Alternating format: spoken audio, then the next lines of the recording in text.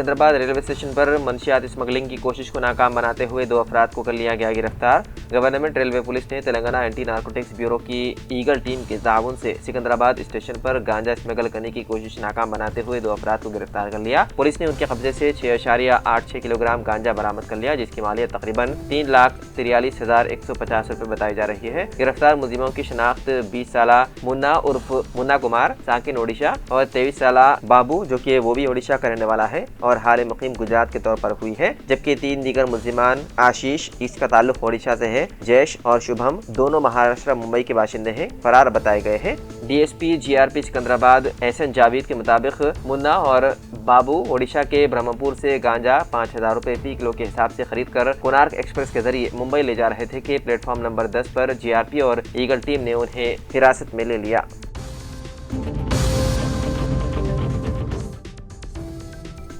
शमशाबाद में वोटरों को लुभाने के लिए ले जा रहे गैस के चूल्हों को पुलिस ने कर लिया जब्त। शमशाबाद पुलिस ने मुकामी इदारे इंतखाबात के पेश नज़र वोटरों में तकसीम के लिए ले जा रहे गैस के चूल्हे हफ्ते की शाम जब्त कर लिए। तफसीलात के मुताबिक 51 साल मंचला मोहन राव साकिन चौधरगुड़ा गांव एक कार में गैस के चूल्हे जा रहा था कि खुफिया इत्तला पर पुलिस ने गाड़ी की तलाशी ली और चूल्हे बरामद कर लिए। पुलिस के मुताबिक मुलजिम मोहन राव ये चूल्हे इंतखाबात से कबल वोटरों को तकसीम करने के मकसद से ले जा रहा था। इस सिलसिले में मुकदमा दर्ज करते हुए जब्तशुदा सामान पुलिस तहवील में ले लिया गया।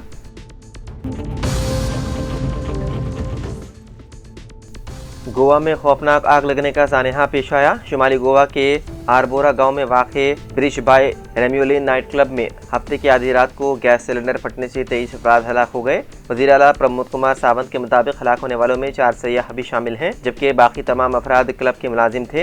हुकाम ने बताया है कि हलाक होने वालों में 3 खवातीन भी शामिल हैं जो किचन स्टाफ का हिस्सा थी। पुलिस के मुताबिक 3 अफराद झुलस कर हलाक हो गए, जबकि 20 अफराद दम घुटने से फौत हो गए। यह नाइट क्लब रियासती दारुल-हुकूमत पानाजी से तकरीबन 25 किलोमीटर के फासले पर वाक़ है और गुज़िश्ता साल शुरू किया गया था। सिलेंडर धमाके की इत्तला मिलते ही फायर ब्रिगेड और इमरजेंसी रेस्क्यू टीमें मौके पर पहुंच गई और इमदादी कार्रवाइयाँ शुरू की। वज़ीर आला प्रमोद कुमार सावंत और मुकामी एमएलए माइकल लोबो ने जाए हादसे का मुआयना किया।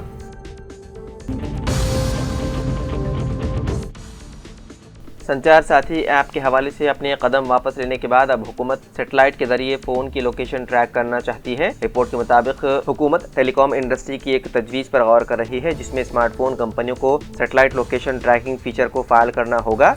हालांकि एप्पल, गूगल और सैमसंग जैसी कंपनियों ने राजदारी के खदशात का हवाला देते हुए उसकी मुखालिफत की है। रिपोर्ट के मुताबिक cellular operators association of India ने हुकूमत को तजवीज़ पेश की है कि अगर हुकूमत स्मार्टफोन कंपनियों को GPS टेक्नोलॉजी को फायर करने का हुक्म देगी तभी सारिफीन के दुरुस्त लोकेशन का पता चल सकेगा। इस टेक्नोलॉजी में सेटेलाइट सिग्नल के साथ सेल्यूलर डेटा का इस्तेमाल किया जाता है। इसके लिए फ़ोन की लोकेशन सर्विस हमेशा ऑन रहनी होगी और सारिफ के पास उसे गैर फ़ाल करने का कोई ऑप्शन नहीं होगा।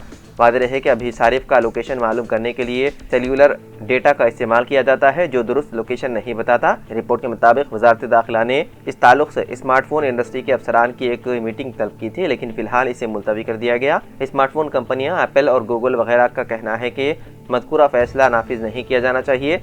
एप्पल और गूगल की नुमाइंदगी करने वाले lobbying group cellular and electronic association का कहना है कि पूरी दुनिया में ऐसा नहीं होता जहां डिवाइस की सतह पर लोकेशन ट्रैकिंग की जाती हो।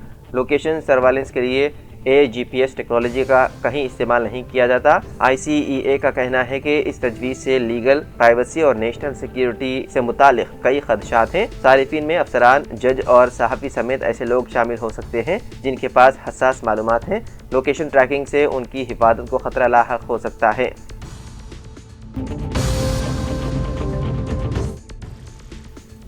तेलंगाना के वज़ीर आला रेवंत रेड्डी और बॉलीवुड के सुपरस्टार सलमान खान हफ्ते की रात हैदराबाद के गच्चीबौली में एक ही स्टेज पर जलवागर हुए। GMC बालायोगी एथलेटिक स्टेडियम में Indian super cross racing league season 2 का शानदार आगाज हुआ, जिसमें वज़ीर आला रेवंत रेड्डी ने बतौर मेहमान खुसूसी शिरकत की, जबकि सलमान खान भी खुसूसी तौर पर इस तकरीब में शरीक रहे। इस दौरान वज़ीर आला रेवंत रेड्डी और सलमान खान ने गर्मजोशी के साथ मुसाफा किया और गले मिलकर एक दूसरे का खैर मकदम किया, जिसने हजारों शायकीन को जोश से भर दिया। दोनों की मुलाकात के लम्हे की तस्वीर और वीडियोस तेजी से वायरल हो गई और मद्दाह उनकी तारीफों के पुल बांध रहे हैं। तकरीब में रियासती वजीर डी श्रीधर बाबू, कई अहम शख्सियात मौजूद थे, जबकि स्पोर्ट्स और एंटरटेनमेंट की चमक धमक से स्टेडियम का माहौल तब्दील हो गया।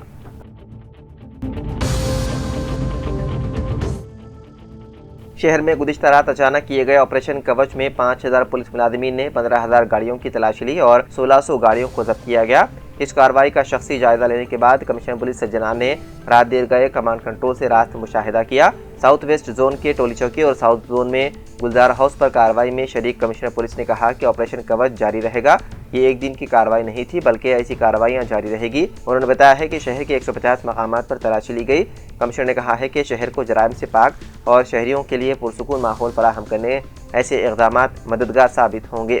गुज़िश्ता रात 8 अफराद को हिरासत में लिया गया और गांजा भी जब्त किया गया। अवाम में भरोसा कायम करने और उनमें इत्मीनान पैदा करना है कि शहर महफूज है। ऐसे इक़दामात जारी है। ताहम दूसरी तरफ कमिश्नर की संजीदगी और मातहत अमले की लापरवाही पर सवालिया निशान उठाए जा रहे हैं।